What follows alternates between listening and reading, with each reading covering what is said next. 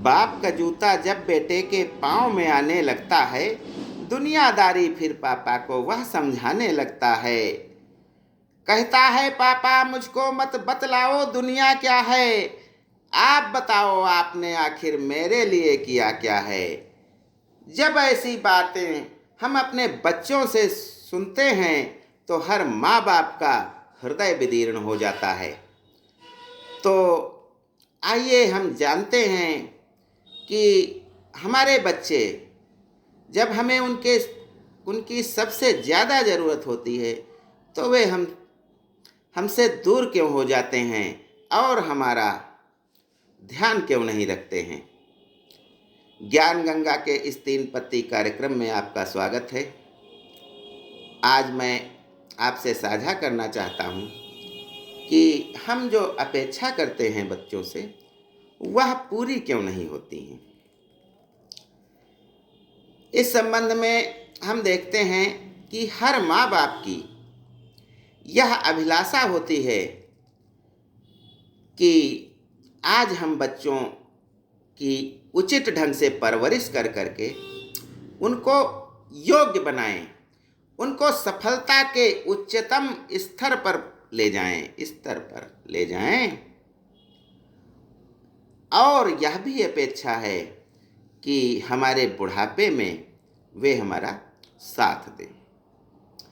आज उंगली थाम के तेरी तुझे मैं चलना सिखलाऊं, कल हाथ पकड़ना मेरा जब मैं बूढ़ा हो जाऊं। तो मिला तो मैंने पाया जीवन का एक सहारा, मेरा नाम करेगा रोशन जग में मेरा राज दुलारा। हर पिता हर माँ की यही अभिलाषा होती है और वह इसके लिए बच्चों के लिए उम्र भर करता रहता है, उम्र भर जलता रहता है, मिटता रहता है। उम्र भर कुछ इस तरह हम जागते सोते रहे, उम्र भर कुछ इस तरह हम जागते सोते रहे, भीड़ में हंसते रहे, तन्हाई में रोते रहे। रोशनी को थी कहाँ फुर्सत जो वो ये सोचती, कैसे कैसे हम उसकी खातिर हवन होते रहे।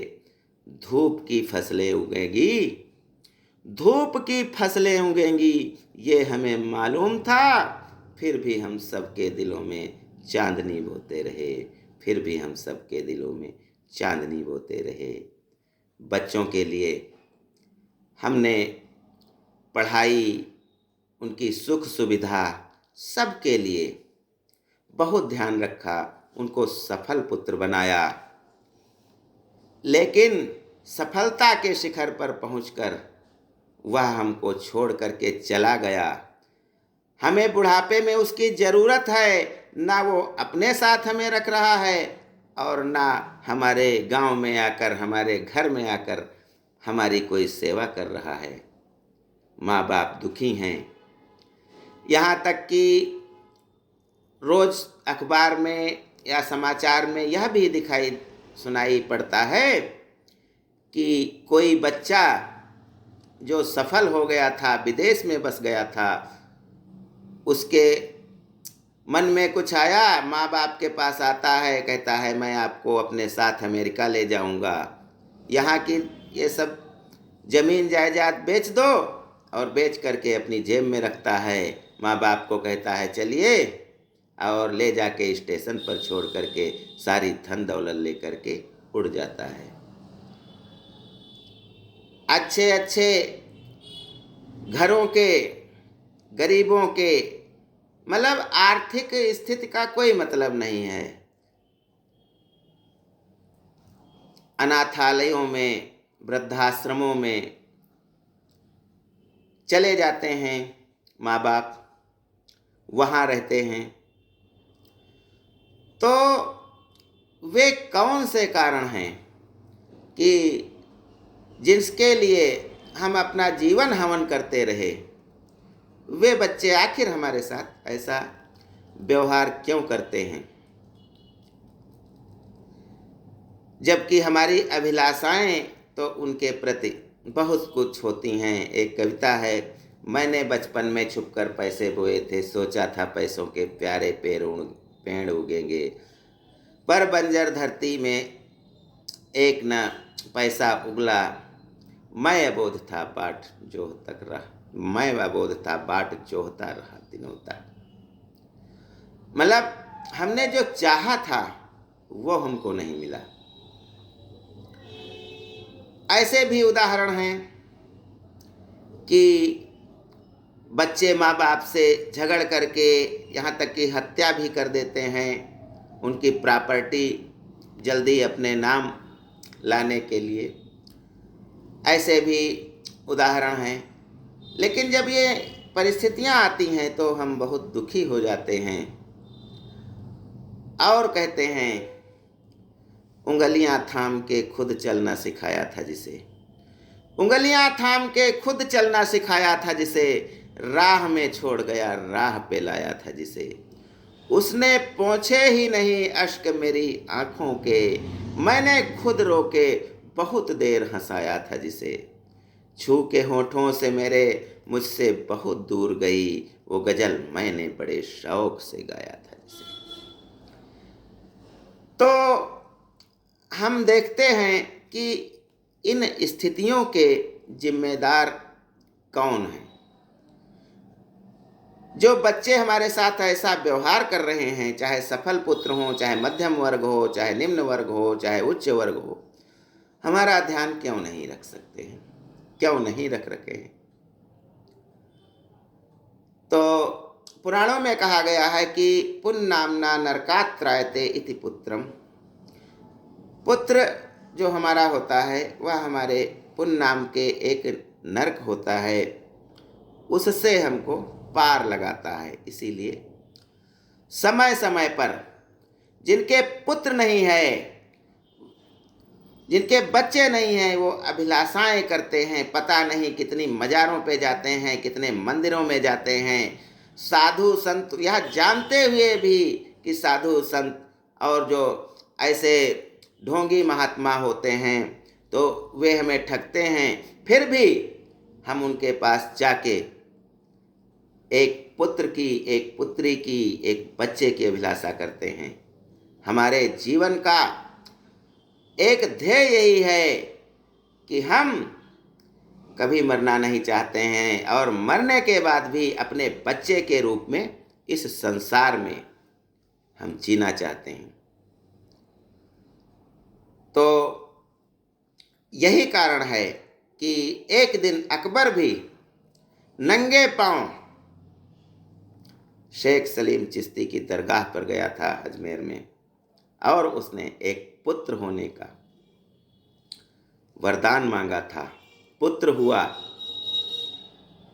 ऐसा पुत्र हुआ कि जीवन भर अकबर को क्लेश देता रहा, 2 बार उससे लड़ाइयाँ लड़ी,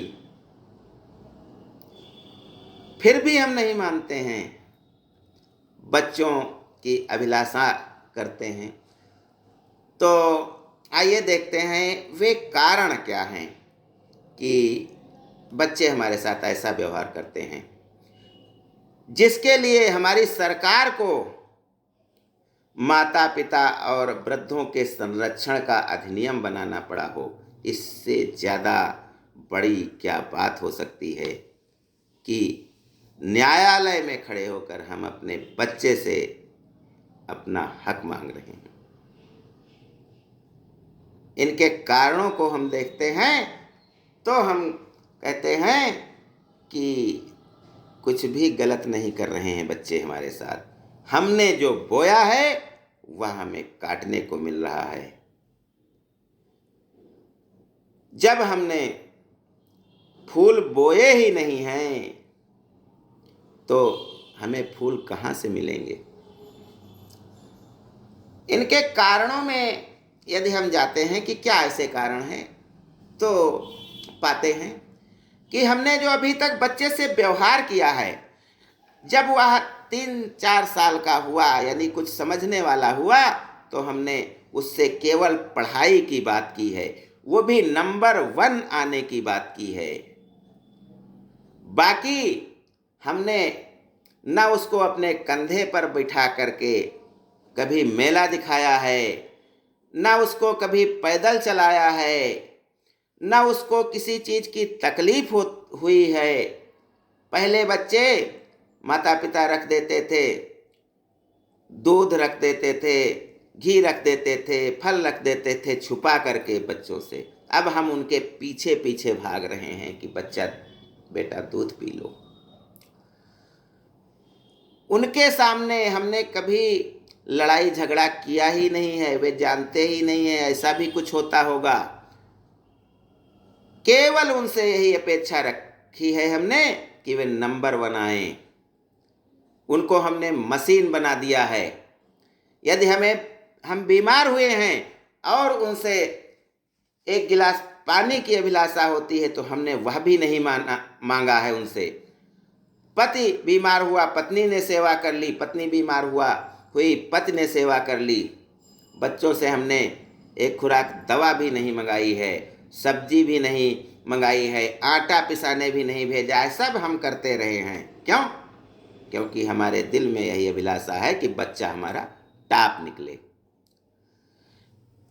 भी आर्थिक समस्याएं हुई, हमने रो गिड़गिड़ा करके किसी से उधार पैसे मांगे और अपने बच्चे को दे दिए कि बेटा जाओ बर्थडे करो जाके अपने मित्रों में जा करके। उसने ना गरीबी देखी है, ना आर्थिक परेशानी देखी है, ना रिश्तेदारी में गया है, न शादी ब्याह में कहीं हम ले गए हैं क्योंकि उसकी पढ़ाई न गड़बड़ हो पढ़ाई। तो इसलिए बच्चे कुछ जानते ही नहीं हैं। अब जो आदमी साइकिल चलाना ही न जानता हो उससे हम अचानक कहते हैं कि यह साइकिल लो और 10 किलोमीटर दूर जाकर ये सामान ले आओ, तब जो वो चलाना ही नहीं मालूम है तो कैसे चलाएगा। तो यही कारण है कि हम केवल उसकी पढ़ाई पे ध्यान दिए हैं और बाकी हर चीज़ से उनको काट दिए हैं। इसीलिए बच्चे हमारे साथ अच्छा व्यवहार नहीं कर रहे हैं। आज बस इतना ही। धन्यवाद। जय हिंद, जय भारत।